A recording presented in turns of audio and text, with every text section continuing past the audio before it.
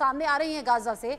Benjamin Netanyahu ने पिछले ही दिनों साफ कर दिया था कि हमास का खात्मा भी होगा, बंधकों को भी छुड़ाएंगे और हमले भी जारी रहेंगे। ये ताजा हमला यही बता रहा है। बहुत से लोग जख्मी हो गए।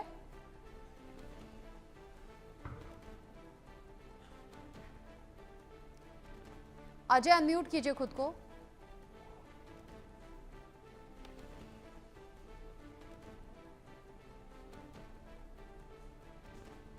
अजय आपकी आवाज नहीं आ रही है। अजय, क्या आप सुन पा रहे हैं? अजय की आवाज शायद कोई टेक्निकल स्नैग है जिसकी वजह से नहीं आ पा रही है। इसको ठीक कराने की कोशिश करेंगे, रिकनेक्ट करेंगे अजय जांडियाल को। उससे पहले एक बड़ा अपडेट भी दर्शकों को दे दें। खान यूनिस में इजरायल की तरफ से भीषण बमबारी की खबर है। रिहायशी इलाके में इजरायल ने एयर अटैक किया है और यहाँ जो हमला किया गया है उससे बड़ी तबाही की जानकारी है। घर छोड़ रहे लोगों पर यह बमबारी की गई। सूत्र ये बता रहे हैं कि इन लोगों को अंदेशा था कि रिहायशी इलाका अगला टारगेट यहाँ हो सकता है। घर छोड़कर लोग वहां से जा रहे थे और उसी दौरान ये हमला कर दिया गया है, ये एयर स्ट्राइक कर दी गई। यानी हवाई हमले जो लगातार हो रहे हैं गाजा के अलग अलग हिस्सों में, वो अब खान यूनिस से अपडेट जो सामने आया है, खान यूनिस में इजरायल की तरफ से भीषण बमबारी हुई है। रिहायशी इलाके में इजरायल ने ये हवाई हमला किया जिसमें घर छोड़कर जा रहे लोगों पर ये अटैक हुआ है। घर छोड़कर जा रहे लोगों पर ये बमबारी हुई है। मेरे साथ में अजय जांडियाल जुड़ गए हैं एक बार फिर से। अजय, दोनों ही खबरें, एक तो ये जिसमें बेंजामिन नेतन्याहू ने साफ कर दिया था कि हमले रुकेंगे नहीं, तो वो हमले लगातार जारी हैं। उन लोगों को भी शिकार किया गया, निशाना बनाया गया जो घर छोड़कर जा रहे थे।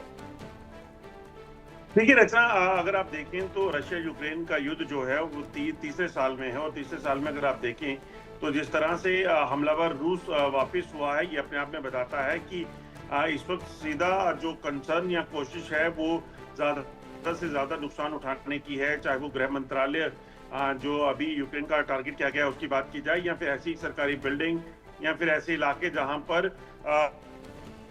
जो सेना की उपस्थिति की जानकारियां रूस के पास हैं उनको निशाना बनाया जा रहा है। दरअसल जब यूक्रेन और रशिया की बातचीत का सिलसिला शुरू हुआ था, जब ट्रंप ने बातचीत को लेकर जो है मध्यस्थता करने की बात की थी, उसमें जेलेंस्की का जो रवैया था वो कहीं ना कहीं जो है वो अलग किस्म का था और इसी वजह से, यानी अजय, क्या आप ये कहना चाहते हैं कि रूस यूक्रेन का युद्ध जो कि 3 साल से ज्यादा हो गया है, उधर रूस यूक्रेन का युद्ध नहीं रुक रहा, दोनों तरफ से कोशिशों की बात रह रहकर सामने आई, वो भी युद्ध जारी है, और इधर इजरायल और गाजा के बीच में भी ये युद्ध चल रहा है क्योंकि इजरायल एक के बाद एक हमला कर रहा है। वो तस्वीरें हम लगातार दिखा रहे हैं और ये जो ताजा बमबारी हुई है उसमें बहुत से लोगों के जख्मी होने की खबर है। इजराइल की गाजा की बात की जाए, इजराइल ने जो ताजा हमले गाजा पे किए हैं उसमें खासतौर पे देखा जा रहा है इजराइल इस चीज को सुनिश्चित कर रहा है कि जहां जहां पर भी ये ठिकाने हैं जहां पर हमास के जो लड़ाके हैं वो छुपे हो सकते हैं, आतंकी छुपे हो सकते हैं, उनको टारगेट किया जा रहा है।